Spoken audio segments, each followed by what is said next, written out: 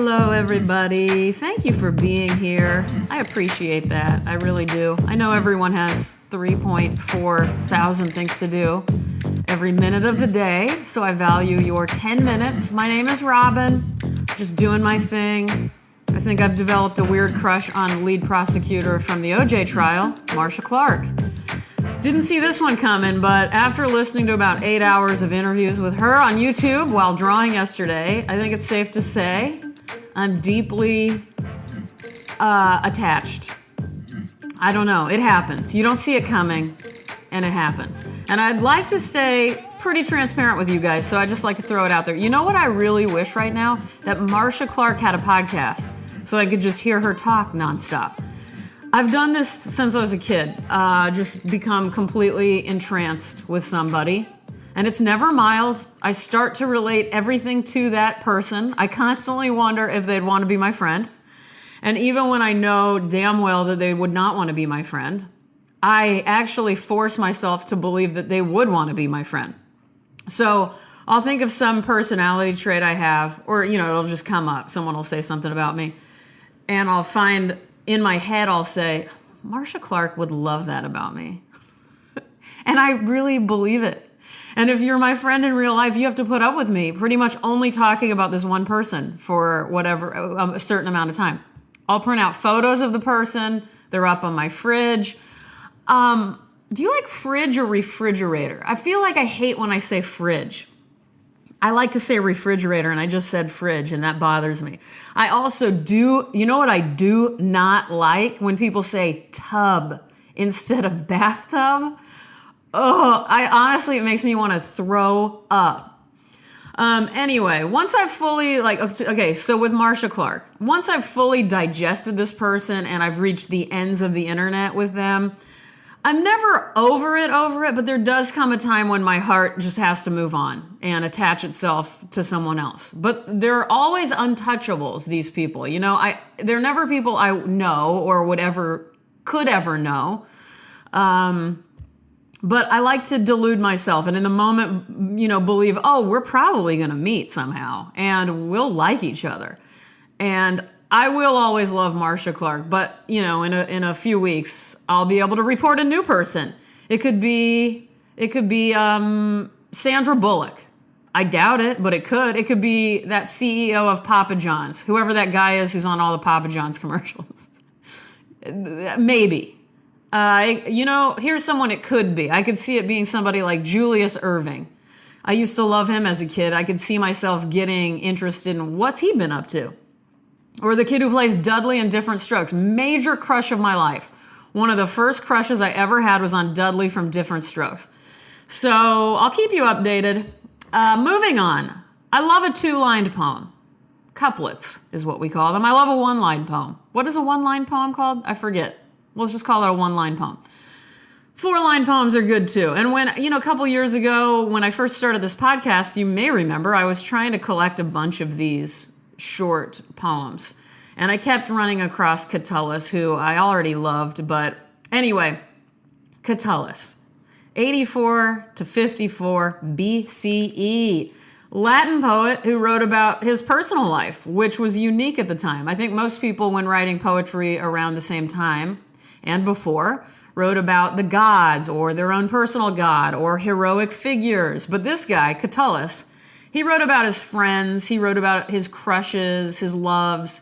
He was like Paris Hilton of his time. Not really. I have no idea. Why on earth I said that, I have no idea. Maybe I said it because I know he was from a prominent family who was tight with Caesar, Julius Caesar. Catullus's dad had Julius Caesar over for dinner. Can you believe it? So anyway, Catullus was very cool, very equestrian, very erotic, loved to party, loved salads. And his poetry has remained relevant to this day. I mean, this guy, he influenced people like Virgil and Ovid. And I've never read anything of his surviving poems that I did not like, which is rare because I hate 89.42% of the things I read. Did you know that? 89.42%. I've done the math. Now, I have read Catullus on this podcast. One of my favorite poems of all time is what is known as Catullus 85. Many different translations of it exist. The one in my memory is, I hate and I love. You may ask me why. I don't know, but I feel it and I suffer. Good luck summing up existence better than that, my friends. Well, anyway, I found another one that is so similar to 85, but different enough that I wanted to read it on here today. Now, I found it in that big book I talk about so often. It's this huge anthology called World Poetry, an anthology of verse from antiquity to our time. It's a W.W. Norton and Company book. I will link it so you can find it on your own at your library or buy the thing. It's very inexpensive when I look for it online, and it is an excellent collection. It's one of those that it's just going to continue to reveal little pieces of wonder until the day I die. It's just that jam-packed. There's no reason to not own it unless you're a vagabond and you don't want to carry this thing around, because I can barely lift it when I read it to you guys. Anyway, let's do this. All right, this one is called, well, these don't really have official titles, so I'll just read it. I hate and love ignorant fish who even wants to fly while writhing. You know what? My voice kind of messed that up in a way that I liked. It's I hate and love ignorant fish who even wants the fly while writhing. So it's the fly, but it sounded like I said who wants to fly while writhing. I want to fly while writhing, Catullus. Fuck you, right? Anyway, I'm sorry that I changed the, I almost said lyrics. What's going on? I'm breaking down, you guys, right before you. There's another one I want to read here that has a very modern context to it. Let's see. It's called What For? ? I guess this one does have a title. By the way, that last one, you know I love to give shout outs to the translators. That one was translated by Frank Bidart. This one's translated by Charles Martin. What for? Catullus, what keeps you from killing yourself? No good reason. That tumor Nonius sits in the chair of a magistrate, and lying Vatinius swears by his imminent consulship. Catullus, what keeps you from killing yourself? No good reason.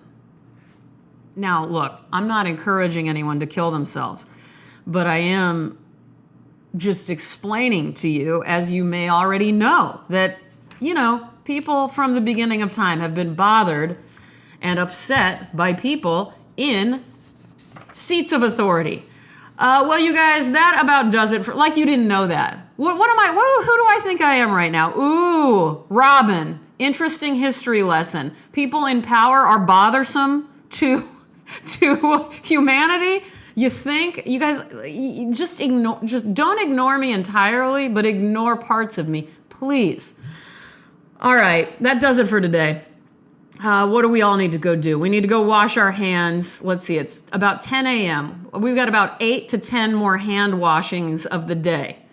We all need to go run our sad errands. Aren't errands sad? There are days when I find errands just to be like a wonderful little part of everybody's lives, and other days it's the most depressing bullshit imaginable.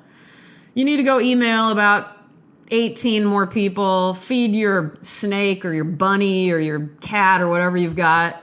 Stack your piles higher, knock them down, pick them back up. Remind yourself that there is rarely closure in life. I have to remind myself all the time. You don't get closure. It ain't that simple, people. You just got to keep trudging along, unresolved. Find the good in it. Enjoy it. And to anybody who decided they were going to stop something that's been bad for you, I commend you. Get rid of that shit. Get rid of things. Don't lie. Be gentle when it's called for. Be pushy when it's called for. Have a thread of lightheartedness in everything you do, always. Otherwise, you will die. Trust me, I almost did for that exact reason. But look at me now. I'm just a ray of sunshine. I love you guys. Be kind to each other. Farewell, everybody.